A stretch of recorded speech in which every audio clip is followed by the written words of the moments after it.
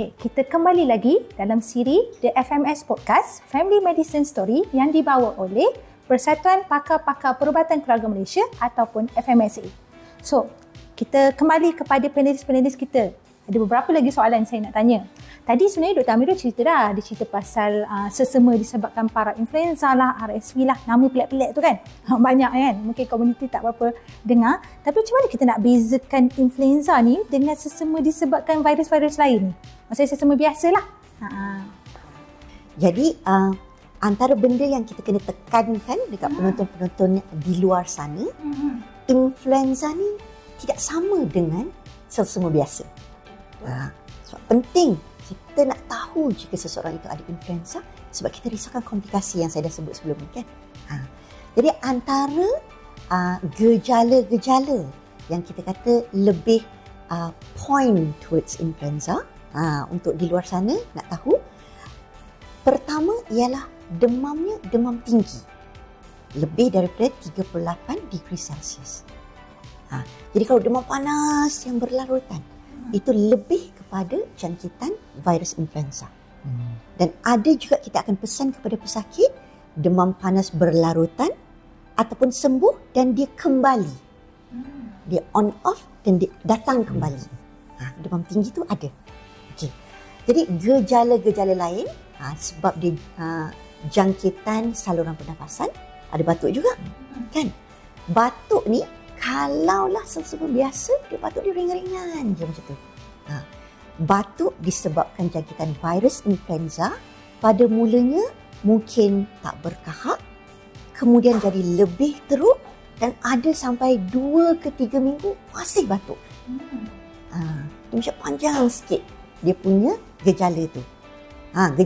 Gejala apa lagi Dr. Daliana? Kan? Ada orang boleh ada bersin, sakit kepala, sakit-sakit badan. Itu yang ramai pesakit akan sebut. Lain macam saya rasa sakit-sakit badan ni doktor. Jadi gejala ini akan lebih teruk untuk jangkitan influenza. Okey. Saya rasa kalau pesakit ataupun penonton kat luar pernah rasa influenza, dia orang tahu. Dia orang tak rasa, dia orang tahu nak beza tu influenza ataupun sesama biasa sebab selalunya sangat teruk.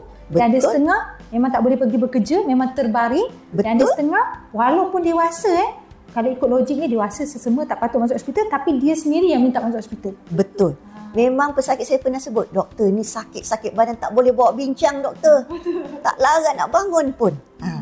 Jadi kalau kita nak bandingkan dengan selsema biasa, nama pun selsema kan. Jadi kalau influenza lain sikit, selsema dia kurang. Selsema biasa tu hingus-hingus, selsema tu lagi teruk. Sebab macam Dr. Amirul sebut tadi, dia boleh disebabkan oleh virus yang dengan gejala lebih ringan macam para-influenza, adenovirus, rhinovirus dan jangan lupa our good old friends coronavirus juga kan. Betul. Jadi gejala ringan je lepas tu kan. Jadi itu cara kita nak membezakan selsema biasa dengan jangkitan influenza. Okey. Tadi Dr. Amirul sengaja buat cash hujung dia ada mitos lain lah. Tapi tak nak kongsi kan sebab dah penat katanya. Okay. Sekarang mungkin Dr. Amirul boleh kongsi bertenaga. Bertenaga. Mitos kedua. Mitos kedua. Sekejap, saya dah lupa. Okey, ingat balik. Brain fog tiba-tiba kan. Okey, mitos kedua adalah orang ingat bagi vaksin influenza ni adalah uji kaji. Saja nak test kat mak ayah aku sebabnya mak ayah aku tak faham, tak tahu, tak apa, dia main ambil je. Sebenarnya itu adalah salah faham dan tuduhan yang sangat tidak bertanggungjawab. Okey. Pertama sekali, vaksin influenza ni wujud sejak 1938. Okey. Dah lama dah dia berada di pasaran. Ada ke penonton yang lahir 1938? Saya rasa semua yang muda-muda. Betapa lama. Influenza lagi tua daripada orang yang menonton vaksin ni. Influenza tu lagi tua daripada usia anda. Okey. Betul. Jadi dia adalah vaksin yang memang selalu digunakan di negara-negara membangun. Negara-negara maju dah memang masukkan dia di dalam jadual imunisasi, even untuk kanak-kanak, even ada untuk dewasa. Bila maksudnya dah masuk ke jadual imunisasi, maksudnya dia boleh diberi secara percuma atau bersubsidi. Okey, contoh jiran kita Singapura dah ada untuk kanak-kanak. US, negara maju pun ada untuk kanak-kanak. Okey. Jadi vaksin ni bukan hanya dia dah diuji secara klinikal, terbukti berkesan dan selamat, negara lain dah memang ambil juga. Okey. Kenapa salah faham ni timbul? Sebab orang nak samakan dia dengan vaksin COVID. Vaksin COVID lain. Vaksin COVID tu adalah spesifik kepada coronavirus yang baru timbul. Memanglah vaksin dia baru. Tak payah nak cakap panjang, nanti kita sembang kemudian. Nanti orang confuse lagi pasal COVID. Influenza ni dah lama vaksin dia ada. Ia selamat, ia berkesan digunakan oleh negara lain. Jadi tak ada keperluan untuk buat uji kaji dekat rakyat kita. Lepas tu orang tanya juga, kenapa bukan uji kaji? Kalau kata bukan uji kaji, bagilah kat semua orang. Kenapa bagi dekat orang tua saja? Ni saja nak memperdaya orang tua, dia kata. Tak, bukan memperdaya. Kan kita bincang tadi Kita bukan scammer. Kita bukan scammer, okey. Kita bukan nak memperdaya, tapi kita kena pilih golongan mana yang kita kena bagi prioriti. Kena faham, setiap ubat dalam dunia ni semuanya ada harga dia. Hatta Panadol pun bukannya tiba-tiba tumbuh dekat pokok sena tepi jalan tu, tak ada. Kena pergi kedai, kena beli. Sama juga dengan vaksin lain, kena ada orang yang membeli, dan siapa yang bertanggungjawab membeli adalah orang yang menjaga kesihatan kita, Kementerian Kesihatan Malaysia. Dia ada peruntukan yang spesifik nak melindungi kita punya kesihatan, dan dia kena menggunakan peruntukan ini dengan bijak. Jadi dia akan tengok golongan mana yang perlu diberi prioriti. Sekarang ni golongan tua ramai yang masuk kematian disebabkan jangkitan paru-paru, salah satunya influenza. Kita kena kurangkan, kena bagi influenza. Tapi tak cukup nak bagi kat semua. Kita fokus dekat golongan warga emas dahulu. Dan insyaAllah mungkin in the future bila kita lebih banyak peruntukan, kita lebih banyak, mungkin ada orang-orang kaya bagi duit kat kerajaan, kita boleh bagi lebih banyak kan, kita akan beri vaksinasi kepada semua orang yang lebih memerlukan juga. Okay. Tapi bukan stop kat situ je. Kalau ibu bapa kita dapat percuma, kita nak juga menjalankan tanggungjawab komuniti ataupun community responsibility kita, kita sendiri boleh ambil vaksin itu di klinik-klinik swasta. Harga dia tak mahal pun sebenarnya. Okey? Boleh ambil, dan kita boleh melindungi juga orang-orang lain sekeliling kita. Boleh ambil sawal 6 bulan sampailah tua. That's why saya selalu ajar kat student saya, vaksin apa yang selalu boleh bagi dekat semua orang, kita panggil life course vaccination. Setiap point of life boleh bagi influenza. Sebab walaupun orang tu tak ada comorbids, dia melindungi orang lain melalui herd immunity. Term yang disuka diguna oleh vaksin hesitant kita, herd immunity. Tak apa, itu kita kena bincang topik lain. Panjang pasal herd immunity. Dr. Amirul sebut macam tu, saya nak tambah sikit. Boleh. Saya nak share personal experience. Boleh sangat. Okay. Semasa saya belajar di luar negara dahulu, I was in the UK for 10 years. Okay. Dan saya mempunyai asma. Jadi, suatu masa nanti kita pun mahu Malaysia dapat menawarkan vaksin influenza ke golongan yang lebih ramai. Dan di bawah NHS, semasa saya pelajar dahulu, saya mendapat vaksin influenza tu secara percuma hatta orang luar kerana saya mempunyai asma. Pada tahun bila tu? Kalau doktor boleh kongsikan. Yang ini nanti orang kat luar tu boleh congak-congak umur saya. Tak ada nak cakapnya. Dia bukan uji kaji. Dah lama dah. Negara luar dah guna lama dah. 1997. Dan saya nak cerita dekat penonton-penonton di luar sana, memang sejak itu saya ambil vaksin influenza setiap tahun. Sebab saya dah jadi habit untuk diri saya. Hello je Dr. Daliana sampai sekarang. Dah lebih 20 tahun. Saya mengambil vaksin influenza setiap tahun. Kat luar tu dah start congak berapa umur Dr. Daliana ni Tapi betul, saya memang ambil setiap tahun, dan bila saya join KKM, saya mendapat secara percuma lah. Jadi Alhamdulillah, saya telah lama mengamalkan pengambilan vaksin influenza setiap tahun. Terima kasih Dr. Daliana sebab mengkongsikan betapa nak tunjuk tak ada efek sihat walafiat. Alhamdulillah sampai sekarang. Alhamdulillah. Okay. Saya nak tambah sikit lah. Ke Dr. Amirul ada benda nak tambah tadi? Tak ada. Tak ada kan? Okay. Saya nak tambah sikit. Bila saya try nak mencari soalan kan untuk penerbit saya terjumpa satu data yang saya kongsikan sikit pada awal tu. Memang kerajaan telah menghabiskan duit untuk influenza punya complication, influenza punya infection, masuk ward misalnya. Ini data untuk umur 60 tahun ke atas sahaja, dia menghabiskan 3.28 juta. 10% daripada KKM punya bajet.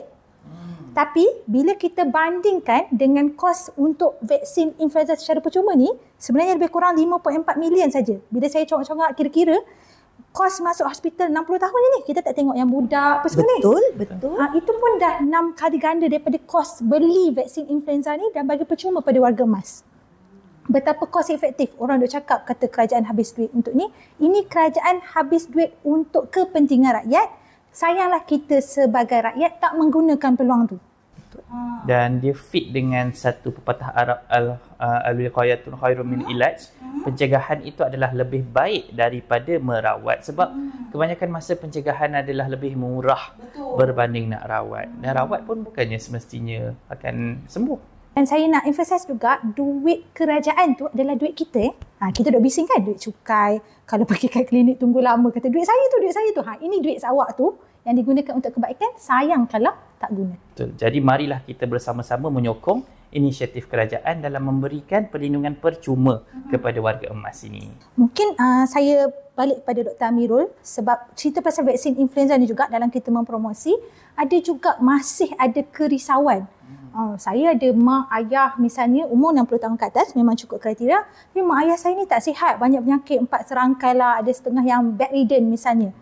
Selamat ke? Tak ke dah diteruk? Mungkin Dr. Amirul berkongsi sikit. Jawapan dia sangat selamat dan kena vaksin, sebab mereka ini kalau kena influenza akan jadi golongan yang teruk kan. Betul. Baik, saya nak kongsikan satu ceritalah pengalaman saya. Baru-baru ni saya buat program dengan warga emas, kita panggil Walk with a Dog at Petaling Jaya, dekat Taman Jaya, Petaling Jaya, di mana majoriti dalam 40 ke 50 orang yang sertai ini adalah warga emas. Yang paling tua saya ingat umur 84 tahun. Okey. Campur-campur, majoritinya adalah golongan Chinese lah, sebab Petaling Jaya kan. So bila kita tanya, okey, aunty, uncle, siapa yang belum dapat vaksin influenza, angkat tangan. Seorang je angkat tangan. Saya ingat tu, dia kata dia nak ambil tapi tak sempat, klinik dah banyak habis stok. Sebab time tu memang kes yang kematian Barbisu tu kan, so klinik banyak habis stok. Okey, kemudian saya pun ajar lah macam mana nak buat MySejahtera untuk ambil kat KK sebagainya kan. Unfortunately time tu KK pun laku keras. Okey, tapi tak apa.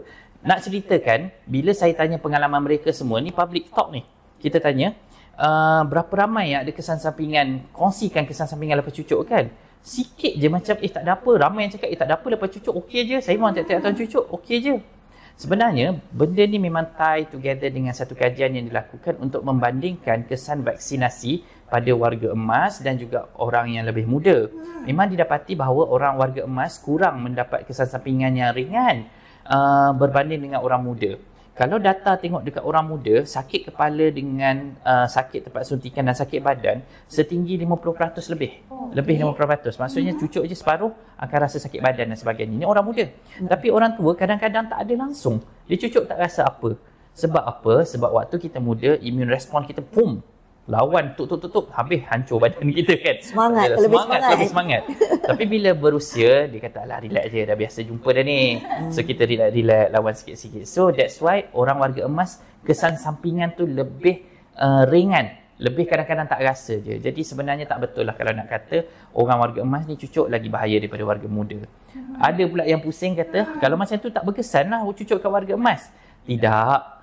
Kajian yang dijalankan untuk setiap vaksin keluar ni, kita tengok berapa banyak antibodi dihasilkan lepas cucuk. Warga emas dengan orang muda, walaupun kesan sampingan dia tak sama, tapi kadar penghasilan antibodi cukup untuk melindungi daripada kena jangkitan influenza sendiri. Jadi in short, umur muda, umur tua berkesan, tapi umur yang tua lebih kurang side effect. Kalau tak percaya, tanya doktor-doktor ni, bila makcik pakcik lepas cucuk kan relax je, dia bangun balik rumah macam biasa. Buat kerja berkebun balik macam biasa. Macam sama je masa dapat vaksin COVID kan, sama sebenarnya. Saya punyalah sakit, mak saya tak ada apa pula. Relax je. Sambung je kembali rumah masak semua kan. Betul. Nampak kan kebaikan dia. Kalau saya harap pendengar dan penonton yang dengar ni, dia ambil yang input yang positif tu.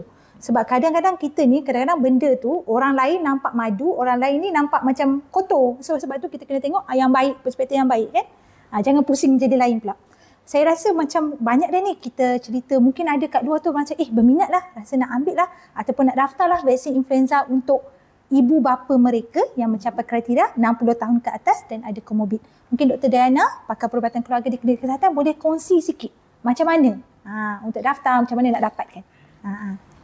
Jadi sebelum saya kongsikan macam mana nak dapat tu, saya sebut sikit pasal bila Dr. Ain sebut ada komorbid tu. Kan? Sebab itu ialah kriteria buat masa ini pemberian percuma vaksin influenza untuk golongan warga emas dengan satu penyakit kronik. Betul, sekurang-kurangnya. Sekurang-kurangnya satu. Jadi penyakit kronik itu boleh terdiri daripada kencing manis atau diabetes, boleh juga penyakit paru-paru kronik, penyakit jantung, obesiti, masalah tekanan darah tinggi, masalah kolesterol pun boleh. Ada ramai kat luar sana tu yang mungkin ada masalah kolesterol, dan golongan warga emas dengan kerosakan buah pinggang. Sebab Dr. Ain dah sebut juga tadi, kalau kajian tu menunjukkan golongan-golongan warga emas ni jika dijangkiti influenza, mereka memerlukan rawatan yang lebih lama di hospital. Sebab itu kosnya tinggi. Jadi sebab itu fokus kita sekarang ialah golongan-golongan warga emas yang berisiko ini buat masa ini. Jadi jika ada penonton-penonton di luar sana, anda yang warga emas yang layak ataupun anak-anak di luar sana yang nak tolong dapatkan temujanji atau vaksin influenza di klinik kesihatan, tadi Dr. Amira dah sebut kan, melalui MySejahtera. MySejahtera. Jadi bila anda masuk ke aplikasi MySejahtera, bukan guna untuk COVID je, sekarang pun masih perlu macam-macam untuk guna aplikasi MySejahtera. Ada mungkin dah delete tu, boleh masukkan balik. Okey. Jadi anda cari untuk item vaksin dan klinik kesihatan terdekat, dia akan ada slot-slot yang dibuka untuk klinik kesihatan. Jadi jangan risau jika kita nampak slot itu cepat penuh, macam goreng pisang panas. Sejak KKM mulakan 18 Februari baru habis slot. Tetapi jangan risau, slot-slot untuk kebanyakan klinik kesihatan dibuka setiap 2 minggu. Okey.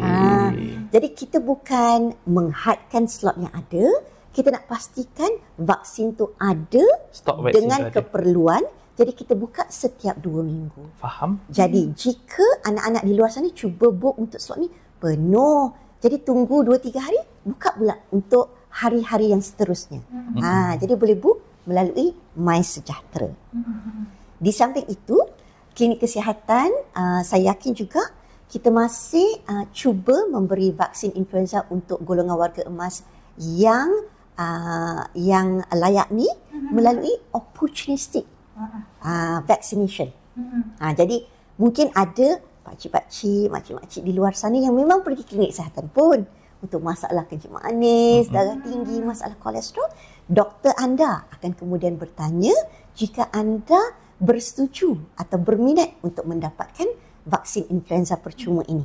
Jadi kalau ada vaksin influenza pada hari anda pergi temu janji tu, doktor tu ataupun doktor pun sibuk sangat, banyak pesakit, anda pula tanya, doktor hari ni ada ke vaksin influenza yang saya dengar tu? Jadi kita boleh tawarkan jika klinik kesihatan yang tuan-puan pergi tu ada vaksin influenza slot untuk hari itu.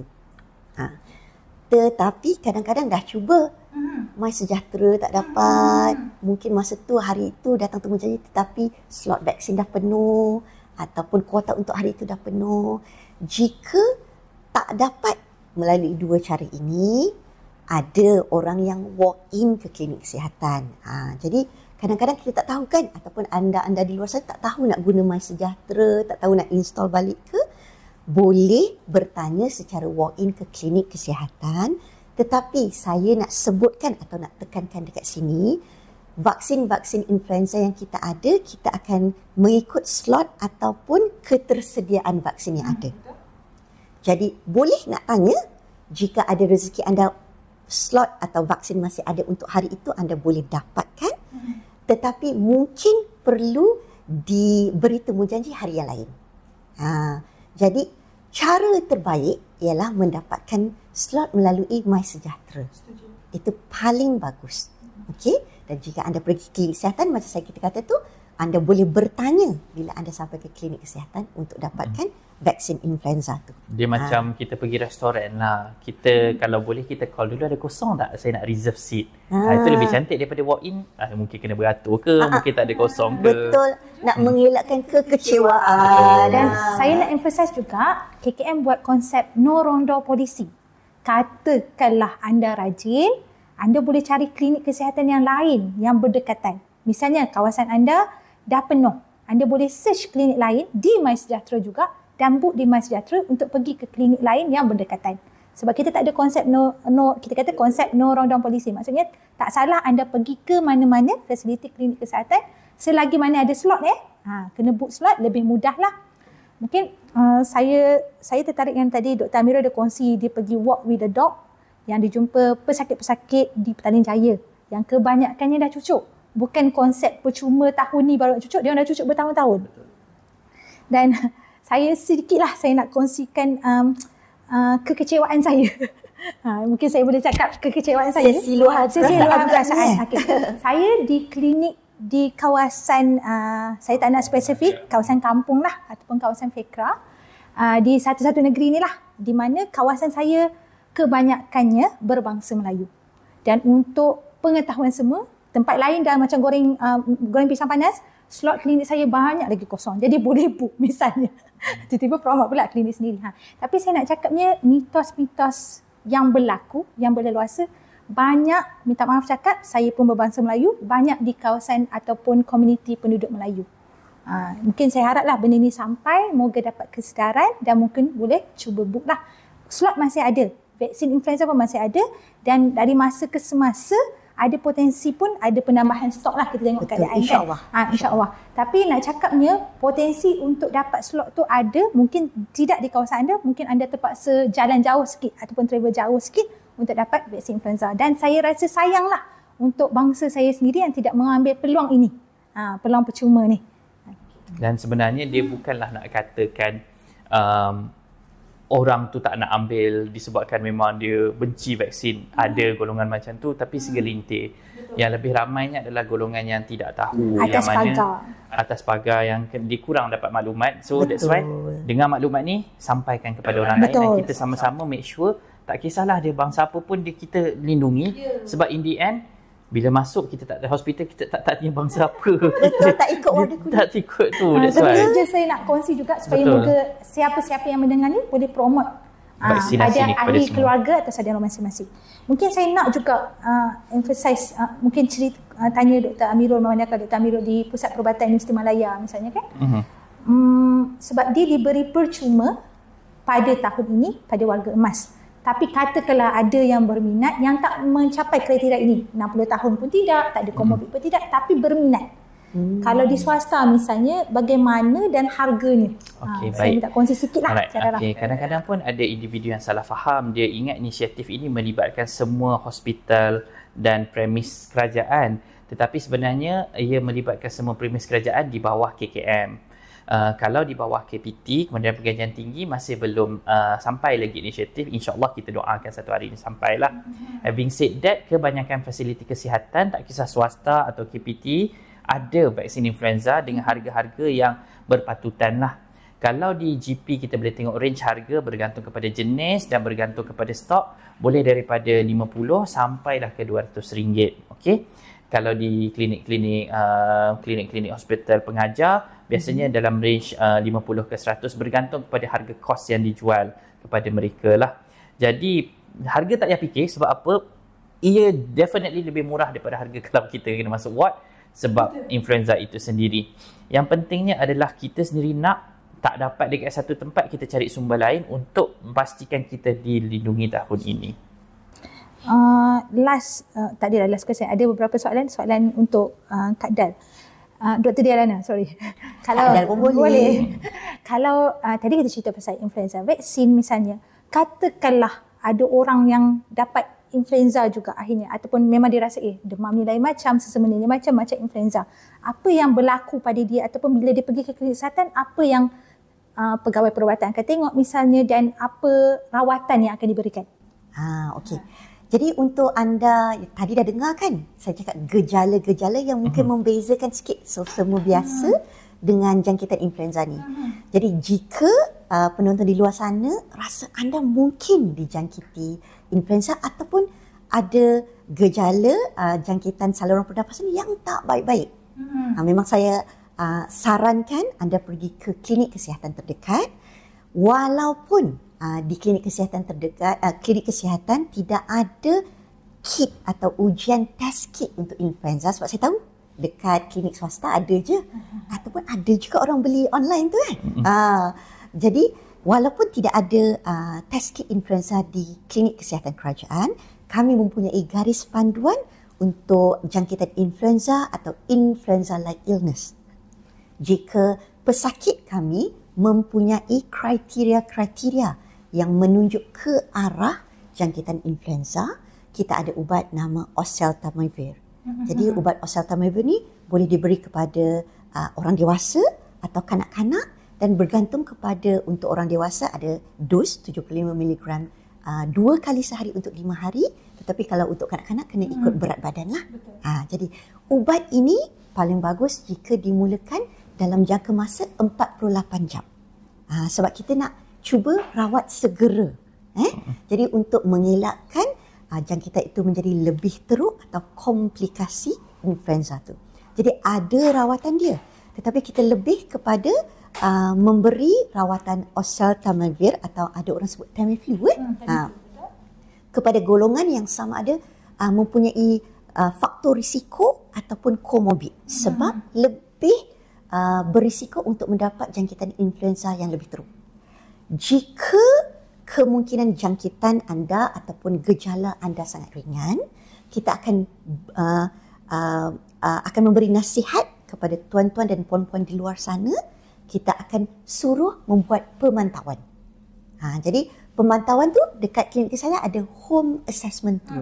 Ada untuk orang dewasa, ada untuk kanak-kanak. Contohnya, jika ada ibu bapa yang risau dengan gejala anak-anak di luar sana yang doktor klinik kesihatan kata balik dulu, kita pantau dulu.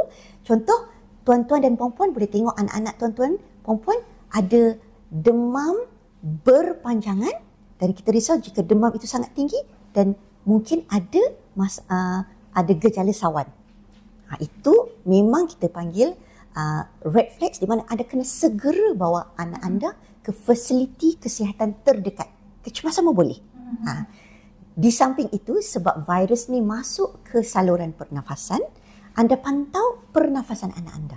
Sama ada nampak laju daripada biasa, macam bunyi dia lain macam biasa, atau nampak macam dia tak selesa.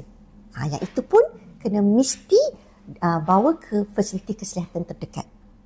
Selain itu, kita nak pastikan nutrisi anak anda yang dijangkiti sentiasa baik, dan jika anak anda tak makan, tak minum susu macam biasa, itu pun kita kata red flags dan tanda-tanda bahaya untuk dapat jangkitan influenza yang makin teruk.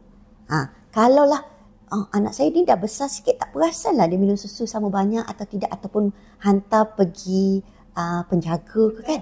Nanti tengok pampers, ni tak boleh sebut pampers, lampin pakaian buah adakah kurang daripada biasa. Last kali kita nak sebut, ibu bapa paling penting nak pantau kita kata behavior ataupun cara anak tu. Nampak lain je doktor, tak aktif seperti biasa, ataupun perangai dia macam lain sikit doktor. Macam kadang-kadang dia macam meracau sikit. Itu pun mesti bawa ke fasiliti kesihatan terdekat. Jadi jangan risau kalau banyaknya informasi ni pula doktor ni. Jadi kalau anda bawa atau anda sendiri pergi ke klinik kesihatan dan risau anda ada jangkitan influenza, jika kita kata tidak perlu rawatan atau ubat antiviral buat masa ini, kita masih bagi anda dengan home assessment tu, di mana anda boleh tengok tanda-tanda bahaya. Jadi boleh baca di situ ataupun boleh lawati website, Facebook atau Instagram Kementerian Kesihatan Malaysia untuk dapat tanda-tanda bahaya jangkitan influenza tu. Okey, terima kasih banyak Dr. Dana. Sangat terperinci. Tapi saya nak emphasize juga, jangan diagnose sendiri.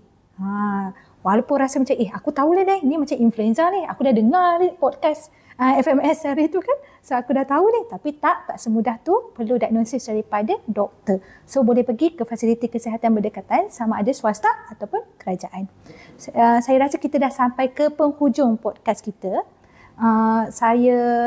Kita bagi peluang untuk setiap panelis memberi kata-kata akhir dan juga nasihat secara awam kepada komuniti yang mendengar, yang menonton, lebih-lebih lagi berkaitan dengan influenza dan influenza vaksin.